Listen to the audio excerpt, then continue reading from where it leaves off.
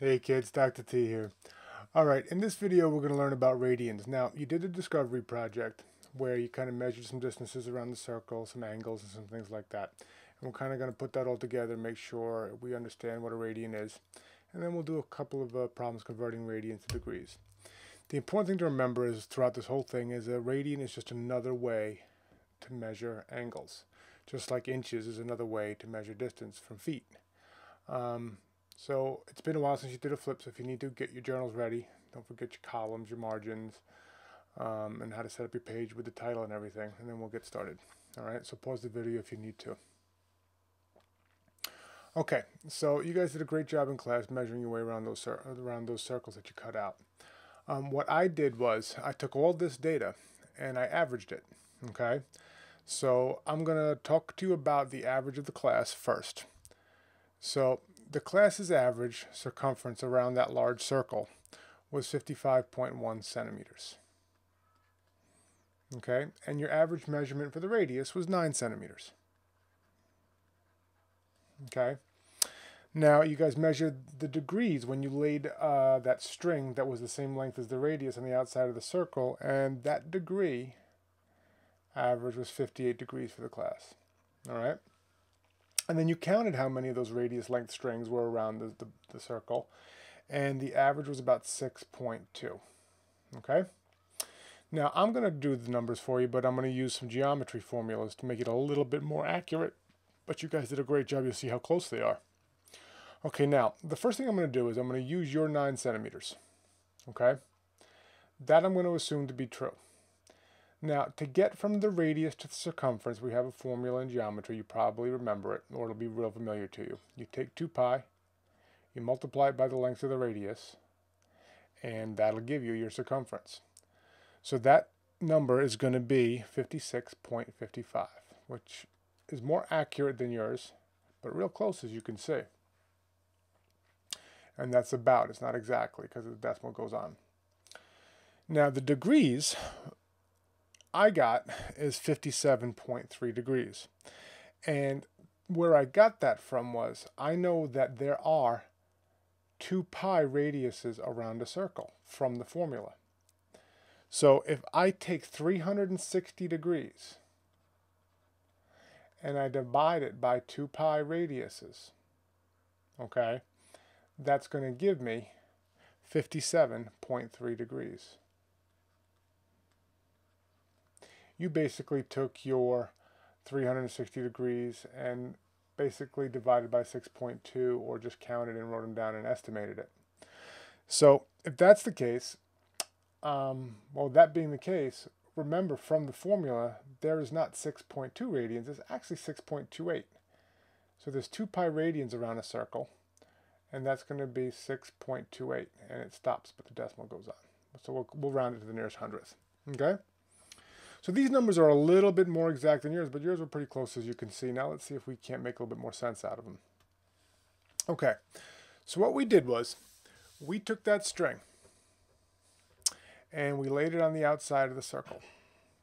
That string had a length of 9 centimeters, let's say.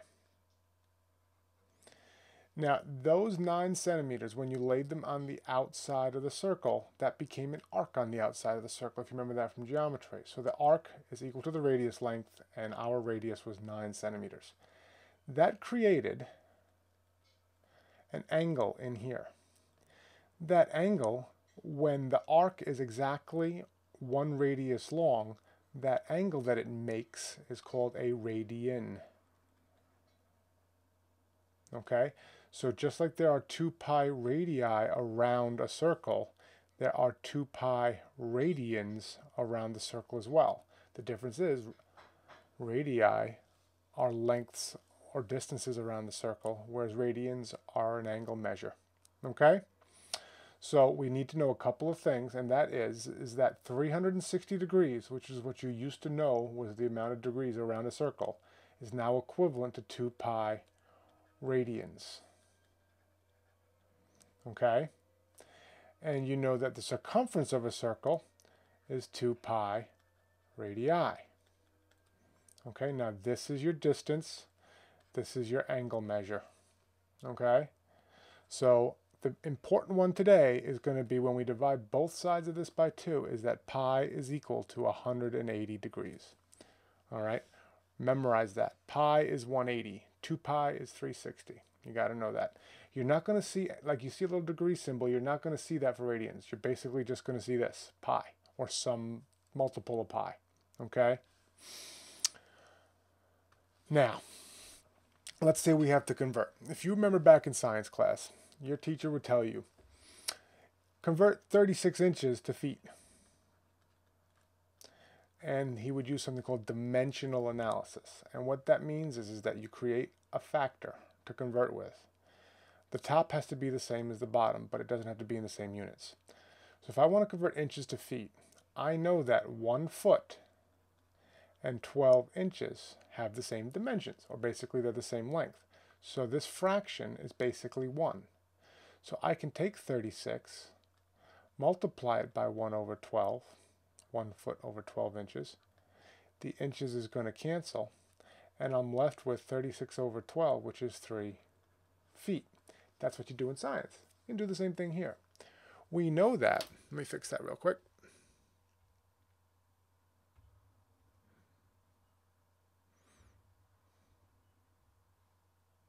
I don't know how that got twisted there, but okay. So remember, we know that 180 degrees is pi.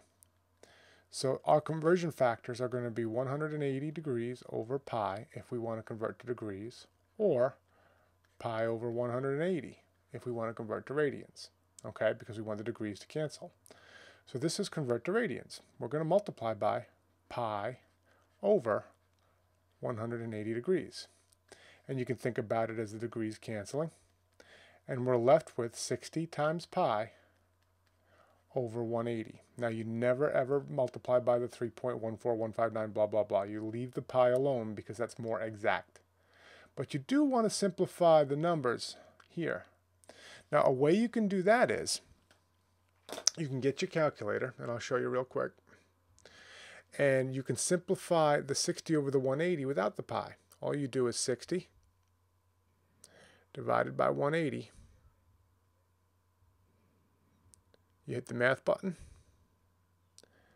and then enter twice. Math, enter, enter. And see 60 over 180 is 1/3. So then you can come on back and you can rewrite this instead of 60 pi over 180. You can write this as 1 pi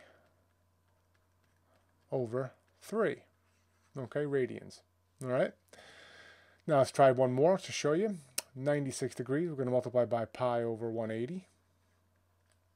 The degrees cancels, and you're left with 96 pi over 180 degrees. The degrees canceled, I'm sorry, degrees canceled. So 96 pi over 180, we're going to get our calculator.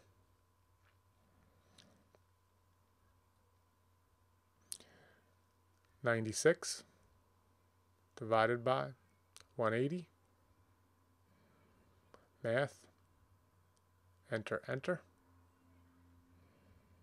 and there you go, 8 over 15. I'll put that over there so you guys can see it. All right, so this one is going to be 8 pi over 15. Okay, now if we want to convert to degrees, it's just going in the other direction. Now we're going to multiply by 180 over pi because we want to be left in degrees. Now our pi's will cancel out, and we're left with 180 degrees over 6. And if you put that in your calculator, 180 divided by 6 is 30 degrees. There's your conversion. Same thing over here. Multiply by 180 over pi. And again, the pi's cancel. And you're left with 7 times 180 over 3. 180 over 3 is 60. So that's 7 times 60 is 420. But you can use your calculators for that if you need to. All right. So let's give you let you try one. This is 7 pi over 3. Let's change that to 5 pi over 3 because that's the same one as we just did. So let me just fix this up a little bit. So make this 5 pi over 3. And go ahead and give those two a try. All right?